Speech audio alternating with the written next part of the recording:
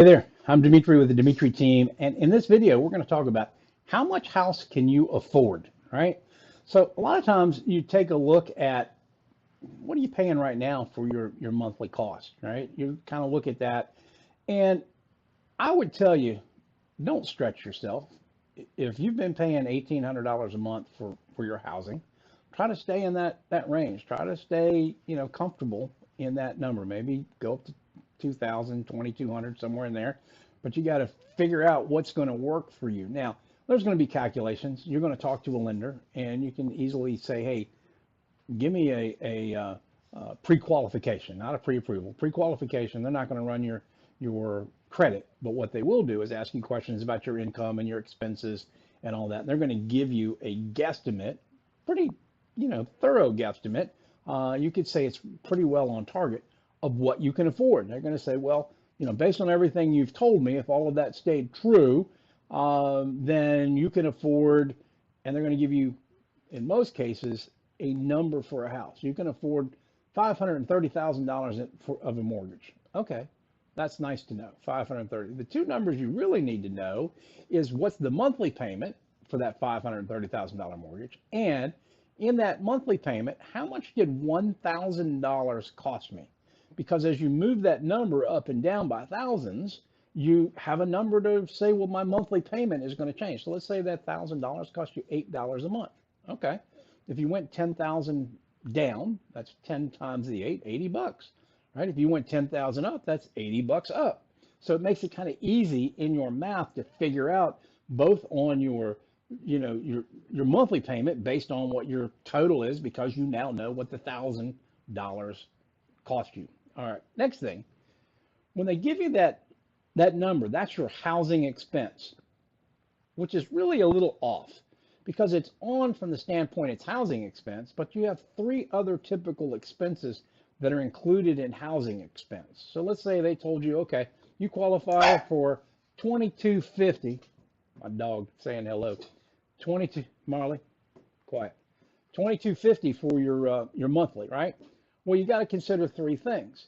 Yeah, I can do $2,250, but my house is going to have taxes, it's going to have insurance, and maybe have an HOA. So if my taxes were, let's say it was $4,000 a year, that's $400.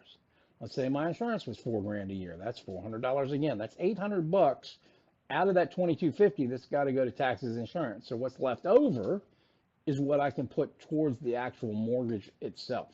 So you need to know those things, and that way, again, back to that $8 per thousand allows you to now adjust that number to easily go, okay, this is it, because it's going to be on a sliding scale. One house you look at is going to have a different insurance cost than another house, different taxes.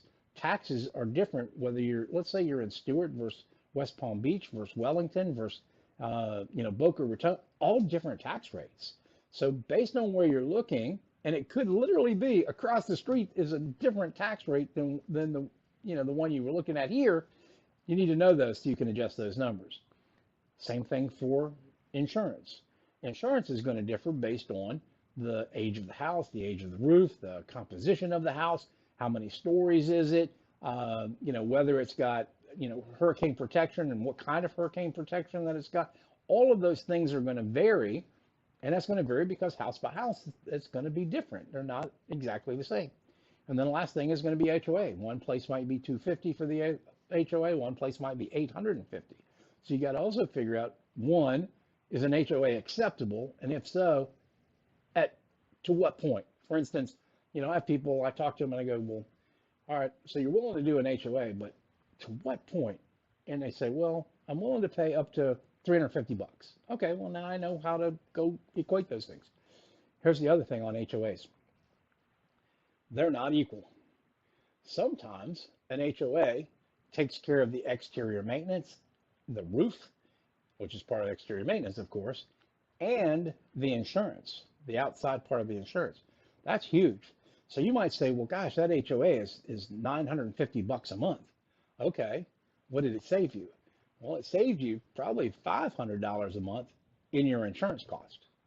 So you've got to know those things. And like I said, they're not all the same It's kind of like you got to get a spreadsheet and go, well, I like these 5 houses. And then you take those 5 houses and you map it together so you can go, well, this house actually cost this house actually cost that. So you can see, and then you're going to take that into future cost and all these things so you can really make a good decision.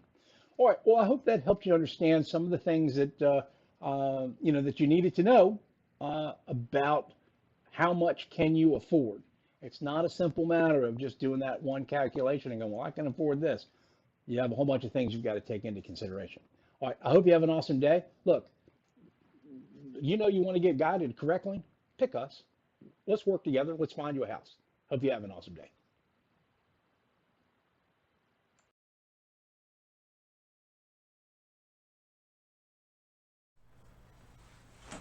Hey, I almost forgot.